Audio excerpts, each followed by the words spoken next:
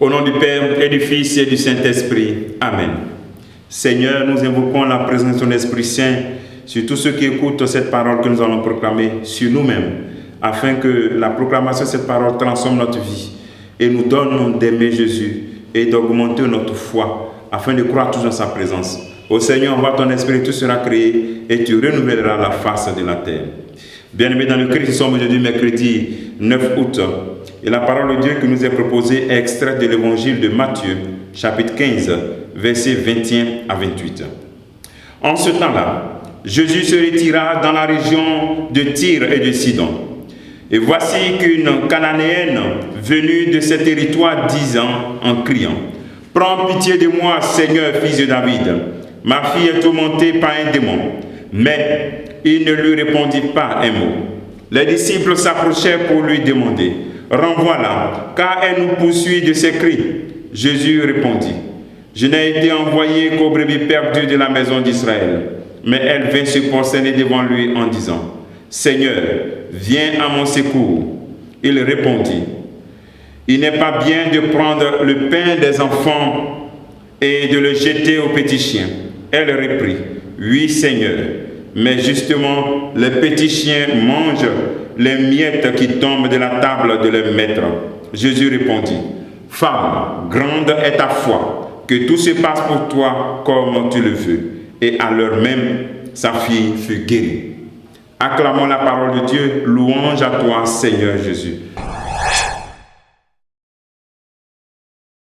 Femme, grande est ta foi.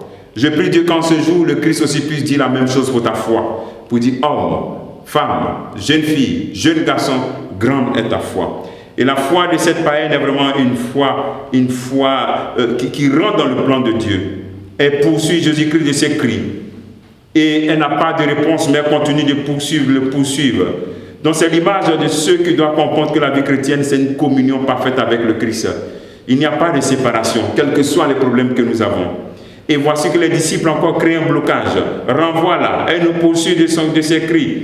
Et elle surpasse encore cet obstacle. Seigneur, viens à mon secours. Et la réponse du Christ encore est une réponse mystérieuse, qui frise un peu la foutaise, une réponse dure. Mais au fond, le Christ précise le plan de sa mission. Il précise l'ordre de sa mission.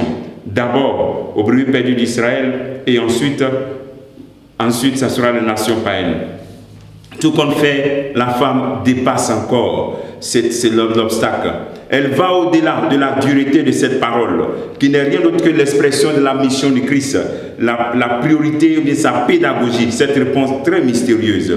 Mais elle, même si elle ne comprend pas, elle continue. C'est un appel, nous aussi, même si souvent on ne comprend pas ce qui nous arrive, on garde cette communion avec le Christ.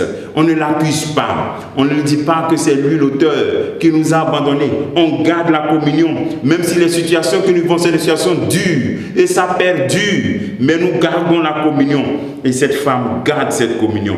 Et voici que même dans cette réponse dure, elle rentre dans ce plan. Elle accepte le plan de Dieu et s'intègre dans ce plan.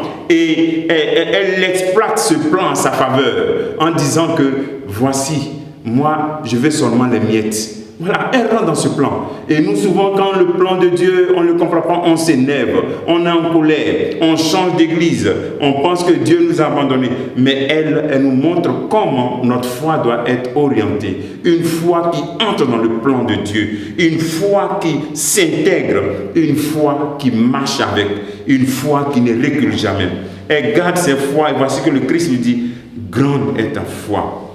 Est-ce que tu acceptes de laisser ton plan mourir dans le plan de Dieu afin de faire cette belle expérience de guérison à distance de cette jeune fille, de la fille de cette dame? Grande est ta foi.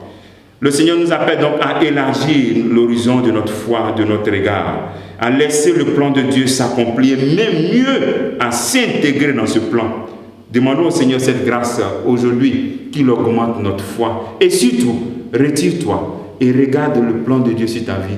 Et vois comment est-ce que tu es en train de t'intégrer dans le plan de Dieu avec joie et persévérance. Que le Seigneur te bénisse, qu'il nous bénisse tous en ce jour, au nom du Père, du Fils et du Saint-Esprit. Amen.